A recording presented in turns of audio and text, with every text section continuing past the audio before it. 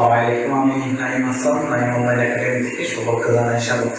আজকে আলোচনা আমরা ক্লাস চতুর্থ শ্রেণী অষ্টম অধ্যায় আদর্শিক 5 অনুশীলনীতে আমরা 2 নম্বরটা নিয়ে আলোচনা করবো। অর্থাৎ গাণিতিক প্রতীক ব্যবহার করে নিচের ভগ্নাংশগুলোকে ছোট থেকে বড় ক্রমে সাজানো। অর্থাৎ আমরা ভগ্নাংশগুলো অর্থাৎ এখানে নিচে কিছু ভগ্নাংশ দেওয়া আছে, সেগুলোকে আমরা অর্থাৎ ছোট থেকে আস্তে আস্তে বড় অর্থাৎ উপরের দিকে এটা নিয়ে যাবো। তাহলে আমরা চলো বলি। তাহলে 1 নম্বর অঙ্কটা বলা আছে, আমাদের প্রথম অঙ্কটা দেওয়া আছে অর্থাৎ 7/6, 7/3, 7/7, 7/2। এখন আমরা এখানে দেওয়া আছে, এখানে আমাদের কোন ভগ্নাংশটা বড় কোন ভগ্নাংশটা ছোট, আমরা এটা কিভাবে এখন চিনবো বা কিভাবে এটা নির্ধারণ করা হবে। তাহলে আমরা এখানে সবগুলোর হর সমান, কিন্তু তাহলে আমরা এখানে যতগুলো ভগ্নাংশ আছে ভগ্নাংশের রাশিগুলো আছে সবগুলো হর আমাদের সমান, সবগুলো হর এখানে আছে 7। তাহলে আমরা এটা লিখতে পারি অর্থাৎ যে ভগ্নাংশের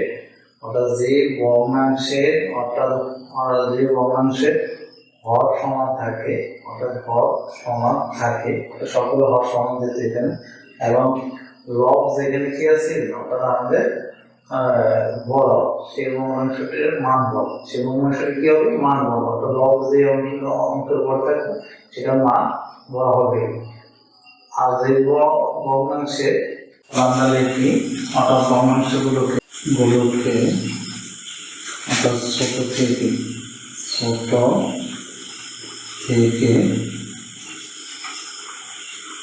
বড় ক্রমে সাজালে হবে, সেটা সাজালে হবে। অর্থাৎ ভগ্নাংশগুলোকে অর্থাৎ ছোট থেকে বড় ক্রমে সাজালে হবে। তাহলে আমরা এখান থেকে একটা কথা বলছিলাম, অর্থাৎ ভগ্নাংশ যদি আমাদের সমহরতাতি হয়, তাহলে যে ভগ্নাংশে অর্থাৎ লব বড় হবে সেই ভগ্নাংশের মান বড় হবে। তাহলে আমরা যেহেতু এখানে গাণিতিক আকারে আমাদের সাজাতে হবে, তাহলে আমাদের এখান থেকে ছোট ভগ্নাংশ আমরা সাজাতে হবে। যে ভগ্নাংশে অর্থাৎ লবটা ছোট, তাহলে আমরা এখানে লবগুলো কত আছে 6 আছে, 3 আছে, 7 আছে, 2 আছে। তার মানে আমরা এখানে ছোট লব কোনটা অর্থাৎ 2। তাহলে সাধারণ প্রথমটা হচ্ছে ছোট ভগ্নাংশ, ছোট থেকে বড় দিকে দেখতে হবে, তো 7/2। তারপর আসো এটা গাণিতিক চিহ্ন দিতে হবে, গাণিতিক চিহ্ন আকারে। তাহলে এটার থেকে বড় কোনটা হবে, তাহলে 7 পরে আছে 3, তাহলে 7/3 আবার গাণিতিক চিহ্ন। এখন আমাদের কোনটা আছে 3 পরে আছে আমাদের 7/6, তাহলে আমরা লিখি 7/6। এরপরে আসা আমাদের কোনটা আছে আমরা লিখতে পারি 7/7। এটা হচ্ছে আমাদের উত্তর। তাহলে সুতরাং ভগ্নাংশ ছোট থেকে বড় ক্রমে, তাহলে আমাদের এখানে যাতে সবগুলো হর সমান। এখন আমরা দেখতে হবে যে লব অর্থাৎ যেহেতু হর সমান সবগুলো সমান, তাহলে আমরা দেখতে হবে লব কত আছে, অর্থাৎ লব ছোট থেকে আমাদের বড় দিকে যেতে হবে। তো আমাদের 7/2 সবচেয়ে বড় আছে, 7/3 এর বড় হচ্ছে 7/6, 7/7। এখন আমরা 2 নম্বর অঙ্কে চলে যাই। আমরা তাহলে এই করে দেওয়া তাহলে আমরা 2 নম্বর অঙ্কে চলে যাই। 9। তাহলে আমরা ভগ্নাংশগুলোকে ছোট থেকে বড় ক্রমে সাজালে হবে।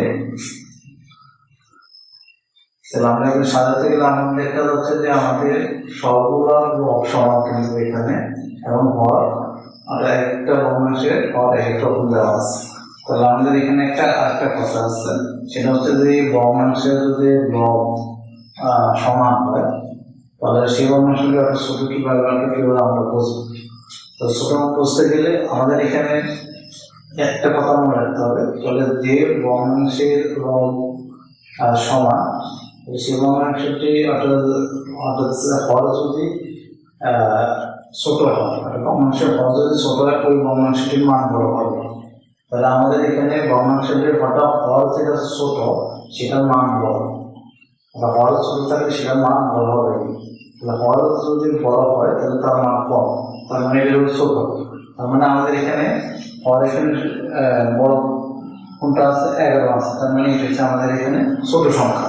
তাহলে আমরা লিখি, তাহলে এর থেকে বড় সংখ্যা কোনটা হবে?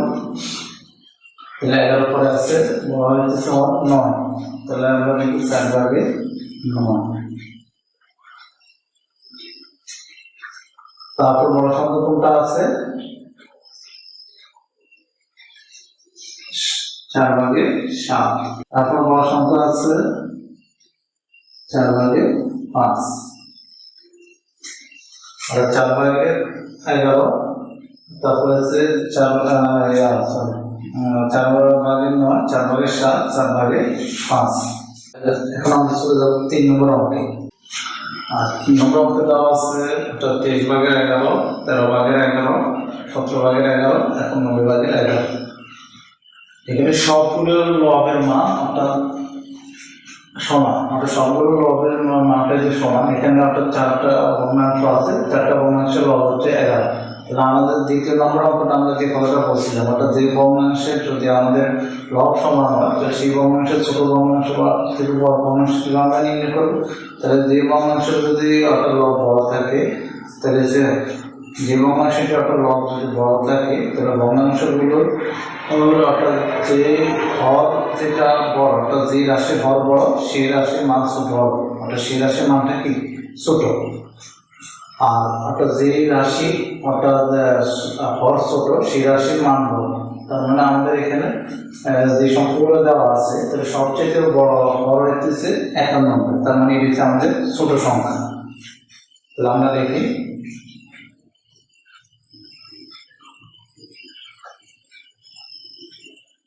91 ভাগে 11 বড় হবে।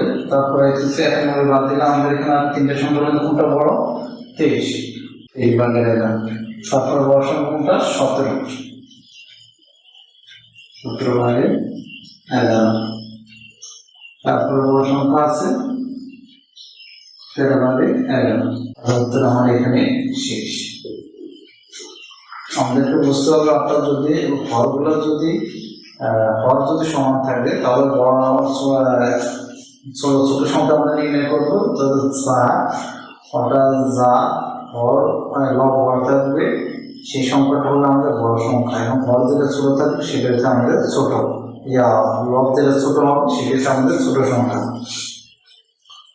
আবার যে ভগ্নাংশে যদি লব সমান থাকে, সবগুলো লব লব যদি সমান হয় তাহলে যে হরগুলো যে ভগ্নাংশের হর যদি যে ভগ্নাংশের হরটা বড় থাকবে, অর্থাৎ যে ভগ্নাংশের হরটা বড় থাকবে সেটা হচ্ছে আমাদের ছোট সংখ্যা। আজকের ক্লাস এ পর্যন্ত, দেখা হবে অন্য কোনো ক্লাসে। সে পর্যন্ত সবাই ভালো থাকো। আল্লাহ হাফেজ।